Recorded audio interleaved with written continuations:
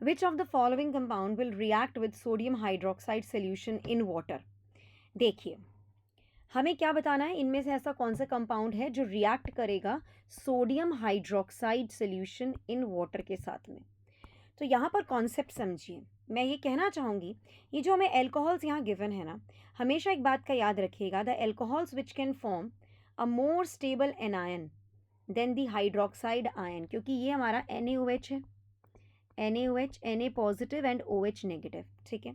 सो ये जो नोट मैं यहाँ लिख रही हूँ, उस नोट को प्लीज़ आप ध्यान से पढ़िएगा और माइंड में सेट कीजिएगा कि the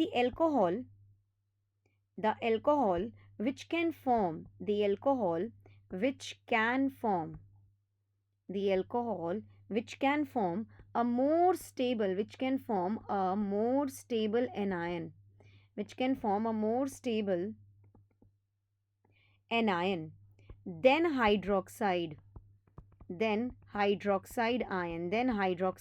ion will react with sodium hydroxide in water. समझ में आ गई ये वाली बात? हाँ जी।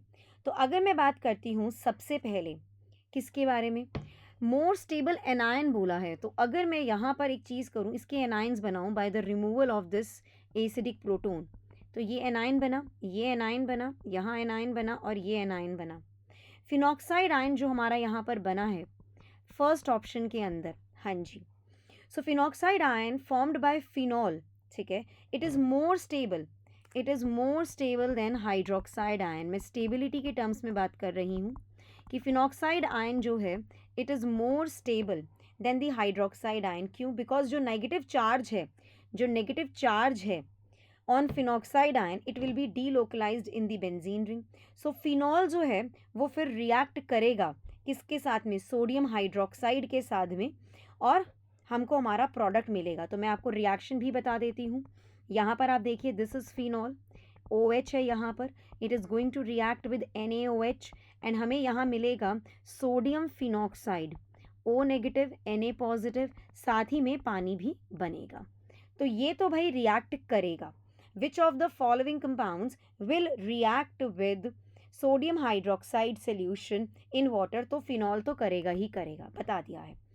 अब बात करते हैं किसके बारे में, ऑप्शन 2 के बारे में। It is C6H5CH2O negative. Yes, so this is the conjugate base. मैंने क्या किया, एसिडिक प्रोटोन को रिमूव किया और कॉन्जुगेट बेसिस बना दिए इन सारे एल्कोहल्स के। तो मेरे पास जो सेकंड ऑप्शन है इट्स बेसिकली C6H5CH2O नेगेटिव।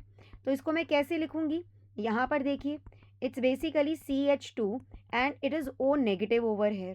सो यहाँ पर जो हमारा नेगेटिव चार्ज है ये मेरा सेकंड ऑप्शन का कॉन्जुगेट बेस है। This is the conjugate base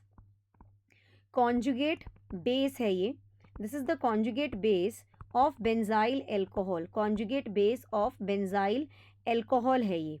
याद रखिएगा इस बात को, ठीक है। तो हमको ये मिला, यहाँ पर नेगेटिव चार्ज जो है इट इज़ नॉट स्टेबलाइज्ड, ये नेगेटिव चार्ज जो है it is not in resonance with the benzene ring, yes और नो। सो इसीलिए ये कंपैरेटिवली लेस स्टेबल है एंड हेंस बेंजाइल एल्कोहल जो है it is not going to react with sodium hydroxide. तो ये सोडियम हाइड्रोक्साइड के साथ में रिएक्शन शो नहीं करेगा। क्लियर है कि नहीं क्लियर है? Negative charge will not be stabilized by resonance, thus it will be comparatively less stable than, it is less stable